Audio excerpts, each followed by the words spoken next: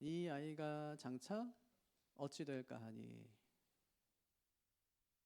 이게 누굴까요? 예수님 같죠? 예수님은 아니고 예수님보다 6개월 먼저 난 사람. 세례요한 얘기예요. 그러니까 예수님이 나시기 전에 천사가 먼저 사가랴에게 찾아가요. 그는 제사장이거든요. 이 향단에 분향단에서 이제 이 분향하고 있을 때 사가랴에게 찾아가서 너에게 아들이 있을 거래요. 네, 내 지금 나이가 몇인데, 그리고 내 아내는 벌써 이제 임신 못해요. 그랬더니 믿음이 없대요, 천사가. 하나님께서 하면 하는 거지. 너 믿음이 없구나. 이렇게 말씀하시면서 벌을 내려요. 그게 뭐냐면 말을 못해요. 그래서 천사가 그때 다 얘기해줬어요. 아들을 낳을 건데 그 아들 이름을 뭐라고 하래요? 요한이라고 해라. 그렇게 말씀했어요. 제사장이 성소에 들어가서 이제 제사를 드리고 나면 백성들은 밖에서 막 기도하고 있어요. 하나님께서 어떤 말씀을 주실까. 그래서 제사장이 나올 때만 막 기다리고 있는데 나왔어요, 드디어. 그러면 이제 분향하고 와서 이제 제사 드리고 나서 백성들에게 오늘 하나님께서 이렇게 말씀하셨다, 이렇게 해야 되는데 사가랴는 지금 뭘 못해요? 말도 못하고요, 못 들어요. 듣지도 못하고 말도 못해요. 그러니까 몸짓만 하는 거예요. 그러니까 사람들이 어땠을까요, 느낌이? 아, 저 안에서 분명히 무슨 일이 있었구나, 무슨 일이 있었구나. 그렇게 이제 몸짓만 하고 집으로 돌아갔어요. 그리고 하나님 말씀대로 엘리사벳에게 아이가 생겼어요. 그래서 5개월이 됐대요. 근데 5개월이 되는 동안에 밖에 나가 사람을 못 만나요. 왜 그랬을까요? 할머니가 지금 아주 나이 많아, 아주 할머니가 임신하는 거예요. 그럼 어때요? 와, 축복합니다, 이렇게 할 수 있지만 부끄러운 마음이 들었을 거 아니에요. 부끄러워서 밖을 못 나가, 사람을 못 만났어요, 5개월 동안. 근데 갑자기 그때 이야기했던 그 천사가 마리아에게 찾아가요. 그래서 뭐라고 하냐면 너는 참 복되대요. 하나님께서 너에게 메시아를 잉태하고 태어나게 하실 거래요. 그러니까 마리아가 얘기해요. 아니, 하나님, 어떻게, 저는 아직 결혼도 안 한 사람인데 어떻게 저에게서 아기가 낳을 수 있습니까? 그랬더니 뭐라고 하냐면, 그래, 네 친척 중에 그 엘리사벳 있는데 지금 그 할머니, 너희 친척 할머니가 벌써 지금 임신한 지 6개월이 됐다는 거예요. 그러니까 엘리사벳이 몰래 숨어 있다가 6개월 만에 누굴 만나요? 마리아를 만나요. 마리아가 그 얘기 듣고 나서 엘리사벳을 찾아가요. 가서 봤더니 정말 임신해 있는 거예요. 엘리사벳이 또 알았어요. 그러니까 복중에서 노는 그 아이를 보면서 막 찬양해요. 그 아이가 얼마나 위대하고 하나님께서 얼마나 그 아이를 사랑하시고 또 얼마나 복을 받은 아이인지를 막 찬양해요. 확신이 들었겠죠. 그렇게 마리아가 3개월 동안 엘리사벳의 집에서 함께 있어요. 그러니까 지금 요셉하고 마리아는 정원한 상태거든요. 약혼했어요. 아직 그러니까 3개월 동안 어디 가 있는 거예요, 지금? 내 약혼녀가 지금 친척네 집에 가 있는데 와보니까 3개월 되니까 어때요? 배가 조금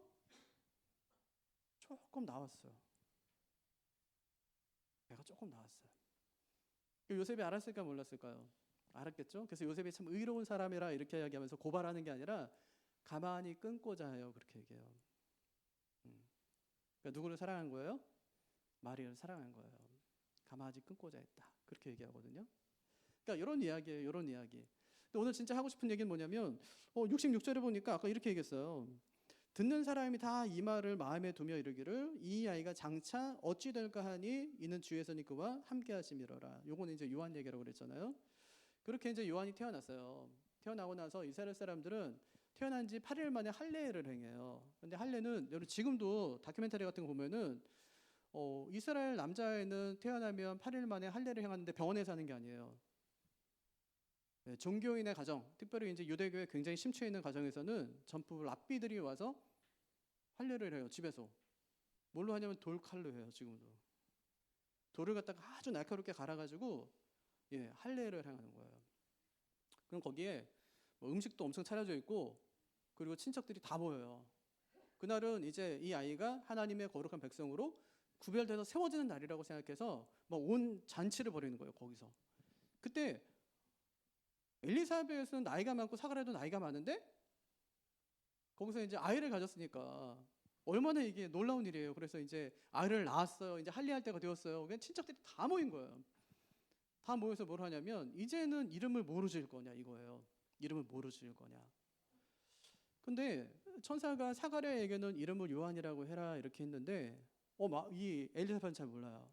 사람들이 옆에서 뭐라고 하냐면 사가랴라고 해라. 아버지 이름 따가지고 해야지. 이제 그렇게 이야기하니까 엘리사벳이 뭐라고 하냐면 요한이라고 하겠다는 거예요. 그런 전례가 없다. 여태까지 그런 전례가 없다. 그렇게 했어요. 그리고 사람들이 사가랴한테 물었어요. 이름을 뭐로 지었으면 좋겠냐. 그랬더니 서판을 가져오래요. 종이하고 연필 갖고 와라. 썼는데 뭐라고 쓰냐면 요한이라고 썼어요. 사람이 놀랐고 요한이라고 쓰는 순간에 사가랴 입이 풀렸어요. 뭐라고 하냐면 64절 65절 보면 이에 그 입이 곧 열리고 혀가 풀리며 말을 하여 하나님을 찬송하니 그 근처에 사는 자가 다 두려워하고 이 모든 말이 온 유대 산골에 두루 퍼지매. 두루 퍼지매. 그 다음에 어떻게 됐을까요? 66절 오늘 읽은 건데 듣는 사람이 다 이 말을 마음에 두며 이르되 이 아이가 장차 어찌 될까 하니 이는 주의 손이 그와 함께 하심이로라. 사람들이 요한에 대해서 기대하게 됐다는 말이에요. 왜 기대하게 됐을까요? 주의 손이 그와 함께 했기 때문이에요. 옛날 속담에 들성 부른 나무는 떡잎부터 알아본다는 말이 있어요. 크게 될 사람은 어려서부터 다르다는 뜻이에요. 사람들 눈에 세례 요한이 그렇게 보였어요. 왜냐하면 주의 손이 그와 함께 하셨기 때문에. 그렇게 기대할 때가 언젠가요? 지난 400년 동안 하나님 말씀이 없었어요. 암흑기. 하나님의 어떤 계시도 없었어요. 하나님이 나타나서 어떤 말씀도 주지 않으셨어요. 그런데 그때 세례 요한을 통해 한 줄기 빛을 보는 거예요.